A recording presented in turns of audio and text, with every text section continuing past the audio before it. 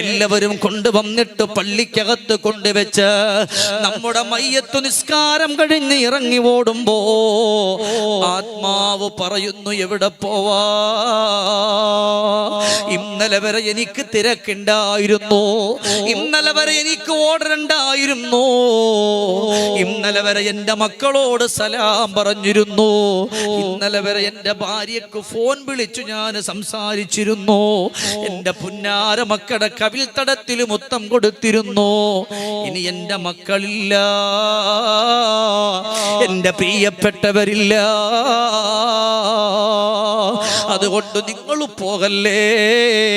ഇന്ന് രാത്രി മുതല്, ഈ സമയം മുതല് എനിക്ക് കിടക്കാനുള്ള വീട് കൂടെ കാണാതെ നിങ്ങൾ പോകരുതേ എന്ന് പറഞ്ഞിട്ട് അവസാനം മയ്യത്തെല്ലാവരും ചുമന്ന് പള്ളിപ്പറമ്പിലേക്കൊന്ന് കൊണ്ടുവെക്കുന്ന രംഗമൊന്ന് ചിന്തിച്ചു നോക്ക്. അവിടെ എല്ലാവരും കൊണ്ടുവച്ച് പിരിയുമ്പോ ആ കബറിൽ കിടക്കുന്ന ബാപ്പ വിളിക്കാട്, കബറിൽ കിടക്കുന്ന ഉമ്മ വിളിക്കുകയാ, മക്കളെ ഉദ്കുറൂന,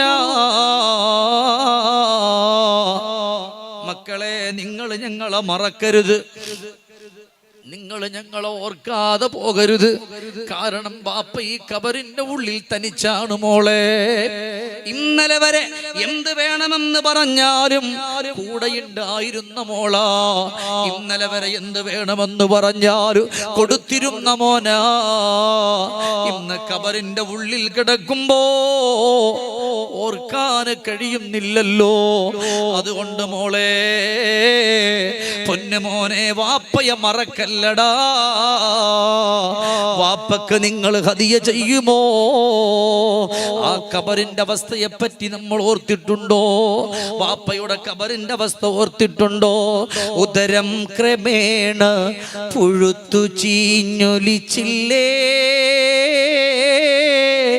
അതു പൊട്ടി കബറു നിറഞ്ഞതത്ഭുതമല്ലേ, അതു കണ്ടു കരയാനും ഒരാൾ അവർക്കില്ലേ, കാണുന്ന മാർഗം അടഞ്ഞതത്ഭുതമല്ലേ, ഉദരം ക്രമേണ പുഴുത്തു ചീഞ്ഞൊലിച്ചില്ലേ, അതു പൊട്ടി കബറു നിറഞ്ഞതത്ഭുതമല്ലേ, അതു കണ്ടു കരയാനും ഒരാൾ അവർക്കില്ലേ, കാണുന്ന മാർഗം അടഞ്ഞതത്ഭുതമല്ലേ. ബാപ്പയുടെ കബറിന്റെ അവസ്ഥ അറിയൂല, ഉമ്മയുടെ കബറിന്റെ അവസ്ഥ അറിയൂല. അതുകൊണ്ട് പരിശുദ്ധമായ മഹനീയമായ ഈ മജ്‌ലിസിൽ ഇരിക്കുന്നവരോട്, എൻ്റെ ഉമ്മ, എൻ്റെ വാപ്പ, നമ്മളൊക്കെ ഒരുപാട് സമ്പത്തുള്ളവരല്ല, കോടിക്കണക്കാന സമ്പത്തുകൾ നമുക്കുണ്ടെന്ന് പറയാനും ഞാൻ ആളല്ല. ബഹുമാനപ്പെട്ട സയ്യിദ് അവറുകള് നമ്മുടെ മജ്‌ലിസിലേക്ക് ദുആ കടന്നു വരാൻ സമയമായിട്ടുണ്ടല്ലോ. അതുകൊണ്ട് പറയുകയാണ്, കബറിൽ കൊണ്ടുവച്ചിട്ട് നമ്മൾ പിരിയുമ്പോ പറയുന്നുണ്ട്, മക്കളെ, ബാപ്പ മണ്ണിന്റെ ഉള്ളിലുണ്ട്, ഉമ്മ മണ്ണിന്റെ ഉള്ളിലുണ്ട്, ഞങ്ങളെ മറക്കല്ലേ, ഞങ്ങളെ ഓർക്കുന്നതില് നിങ്ങൾ ലുബ്ധത കാണിക്കല്ലേ എന്ന് പറഞ്ഞുകൊണ്ട് ഇവിടുന്ന് വിളിച്ചു പറയുമ്പോ, പടച്ചവനെ, നിങ്ങളാണ് നമ്മുടെ പള്ളിയെ സഹായിച്ചിട്ടുള്ളത്, നിങ്ങളാണ് പള്ളിക്ക് വേണ്ടി മുന്നോട്ട് വന്നിട്ടുള്ളത്, നിങ്ങൾ കൊടുത്തിട്ടുള്ള സംഖ്യ കൊണ്ടാണ് പള്ളിയുടെ ഓരോ കാര്യങ്ങളും ചെയ്തിട്ടുള്ളത്. അതിന് കാർപ്പറ്റായാലും ഏതായാലും പടച്ചവനെ കുറച്ചുകൂടെ കാര്യങ്ങൾ ബാക്കിയുണ്ടല്ലോ. ഇത് പറഞ്ഞിട്ട് നിങ്ങളോട് വലിയ ഒരു പിരിവെടുക്കണമെന്നുള്ളൊരു ആഗ്രഹമൊന്നുമല്ല. എന്നാലും ഇൻഷാ അല്ലാഹ് അതൊന്ന് കാമിലായിട്ട് വരണമല്ലോ, അതൊന്ന് പരിപൂർണമാകണമല്ലോ. ഇന്ന് രാത്രിയിൽ റജബിന്റെ ഇന്നത്തെ രാത്രിക്കൊരു പവറുണ്ട്.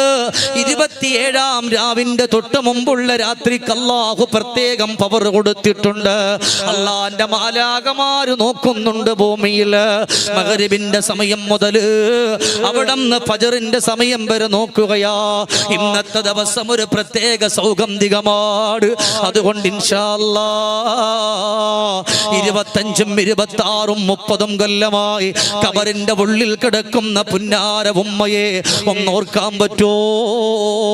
ഉസ്താദേ, കയ്യിലൊന്നുമില്ലെങ്കിലും ഇപ്പൊ തന്നെ കൊടുക്കാനല്ല, പല പ്രാവശ്യമായിട്ടൊരു 10,000 രൂപ അള്ളാഹു എനിക്ക് തന്നതുപോലെ അള്ളാഹുവിന്റെ ജീവിതത്തിലേക്കൊന്ന് കൊടുക്കാൻ പറഞ്ഞതുപോലെ ഇൻഷാ അല്ലാഹ് മുമ്പ് ഞാൻ പടച്ചവന്റെ പള്ളിക്ക് ഞാൻ ഹദിയ ചെയ്തിട്ടുണ്ടെങ്കിലും ഇവിടെ വെച്ചിട്ട് റബ്ബേ ഞാനൊരു 10,000 പൊന്നുമ്മാക്കൊന്ന് കൊടുക്കാൻ തയ്യാറാ, എന്റെ വാപ്പക്കൊന്ന് കൊടുക്കാൻ തയ്യാറാ എന്ന് പറഞ്ഞ് നിറഞ്ഞ മനസ്സോടെ പറയാൻ പറ്റിയാൽ അൽഹംദുലില്ലാഹ്, അല്ലാഹു ഖബൂലാക്കട്ടെ.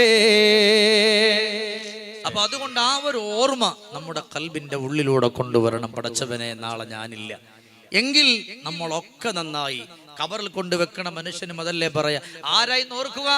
ഒരാൾ ഓർക്കൂലല്ലോ. ആ ഖബറിന്റെ ഉള്ളിലേക്ക് നമ്മളെ അങ്ങ് കൊണ്ടുവച്ച് കഴിഞ്ഞാൽ, നമ്മളെ കൊണ്ടുവച്ച് കഴിഞ്ഞാ ഇന്നലെ വരെ കൂട്ടിനുണ്ടായിരുന്നവര് പിരിഞ്ഞല്ലോ, ഇന്നലെ വരെ സംസാരിച്ചവര് പിരിഞ്ഞല്ലോ. എന്റെ ചെറുപ്പക്കാരാ, 22, 23 വയസ്സുള്ള നിന്റെ കൂട്ടുകാരന്റെ മയ്യത്ത് നീ പൊതിഞ്ഞിട്ട് പള്ളിപ്പറമ്പിലേക്കൊന്ന് കൊണ്ടുവന്നിട്ടുണ്ടല്ലോ. അന്നൊക്കെ അവര് നിന്നോട് നടത്തിയിട്ടുള്ള ഉപദേശം ഇന്നു നീ അത് മറന്നുപോയി. അതാണ് നമ്മൾ ആദ്യം പറഞ്ഞത്. എല്ലാ മനുഷ്യനോടും ഉപദേശം ആത്മാവ് നടത്തിയിട്ടുണ്ട്. ആ ഒരു ഓർമ്മ ഖൽബിന്റെ ഉള്ളിൽ ഉണ്ടാകണമല്ലോ. അതുകൊണ്ടാണ് മദീനയുടെ മുത്ത്, മദീനയുടെ രാജകുമാര മുഹമ്മദുർ റസൂലുള്ളാഹി സ്വല്ലല്ലാഹു അലൈഹി വസല്ലമ തങ്ങള് സ്വഹാബത്തിനെ മസ്ജിദുൻ നബവിയിൽ വിളിച്ചിരുത്തുകയാണ്. വിളിച്ചിരുത്തിയിട്ട് പറഞ്ഞു, സ്വഹാബാ, ഈ ദുനിയാവിന്റെ പുറത്തുകൂടെ നമ്മൾ നടന്നു പോകുമ്പോ ഏത് സെക്കൻഡിലാ, എവിടെ വെച്ചാണ്, എപ്പോഴാ നമ്മൾ വിട പറയുന്ന എന്നറിയില്ല.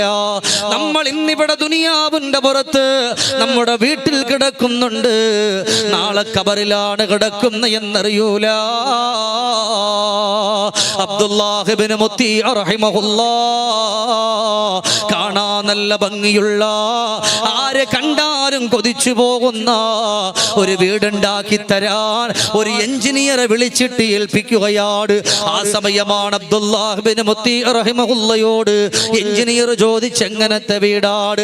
നല്ല മനോഹരമായ, ആരെ കണ്ടാലും കൊതിച്ചു പോന്ന നല്ല ഒരു വീടുണ്ടാക്കണമെന്ന് ഇവിടെന്ന് പറയുമ്പോ അബ്ദുല്ലാഹ് ഇബ്നു മുത്തി റഹിമഹുല്ലാഹ് ആ ചെറുപ്പക്കാരനോട് പറഞ്ഞു, മോനെ, ഞാൻ പരിശുദ്ധമായ പള്ളിയുടെ ഉള്ളിലുണ്ടാകും.